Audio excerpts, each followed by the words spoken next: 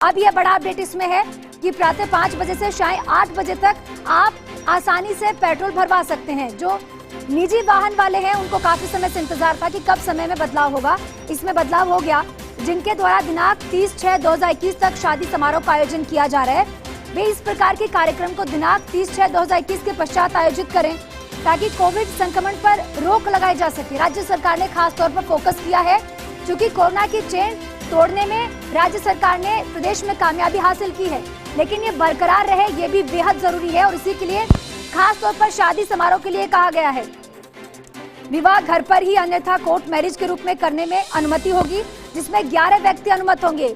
ये बड़ा अपडेट आपको कि 11 व्यक्ति अनुमत होंगे। घर पर करें या कोर्ट मैरिज में करें या जिस तरह से भी करें, बट लिमिटेड लोगों के बीच में करनी है और 11 व्यक्ति अनुमत होंगे।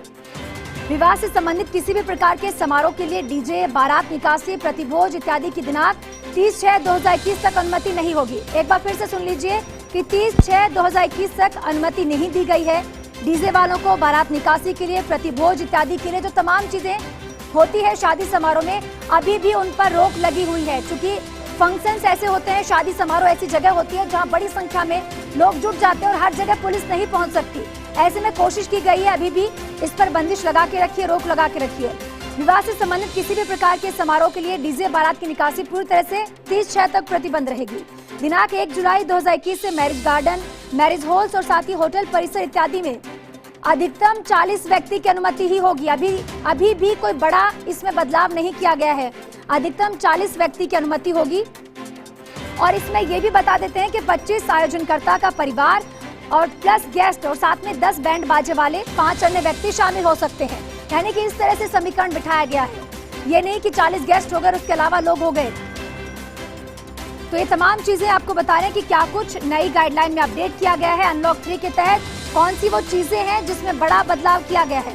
खास तौर पर अनलॉक 3 के तहत गाइडलाइन में राज्य सरकार ने ये ख्याल रखा है कि जो लोग ज्यादा से ज्यादा वैक्सीनेट हो चुके हैं उनके समय में बदलाव किया गया है। उन्हें 3 घंटे की एक्स्ट्रा छूट दी गई है।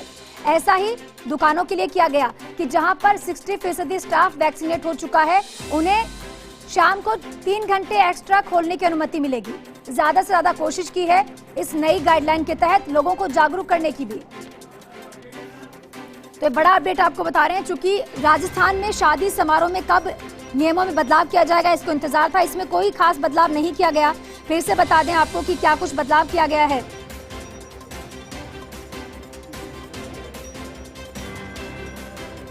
विवाह से संबंधित किसी भी प्रकार के समारोह के लिए डीजे, बारात निकासी, प्रतिभोज इत्यादि की दिनांक 30/6/2021 तक अनुमति नहीं होगी।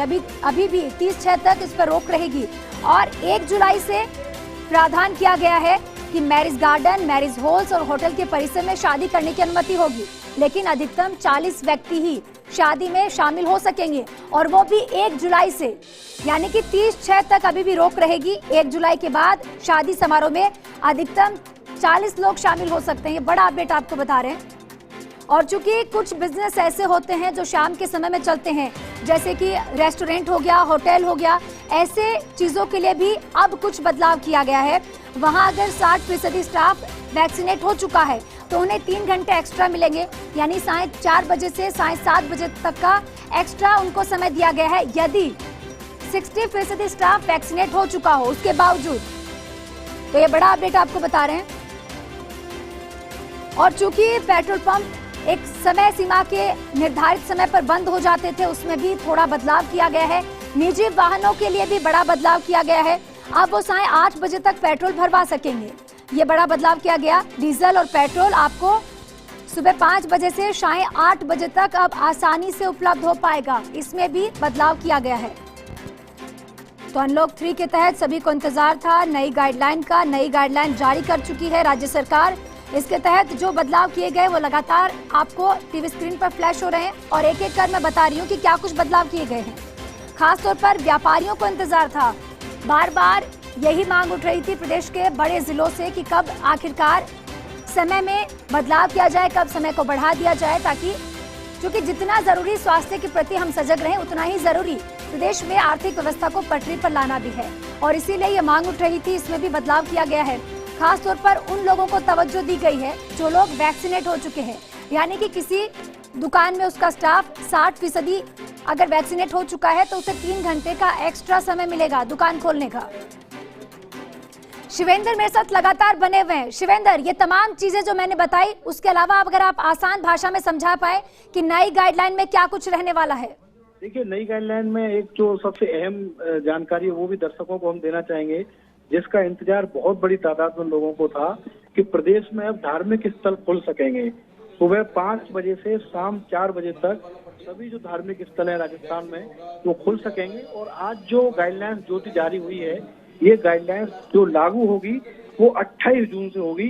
ये एक बड़ा अपडेट है कि 28 जून से ये जो गाइडलाइन है वो 28 जून से लागू होगी।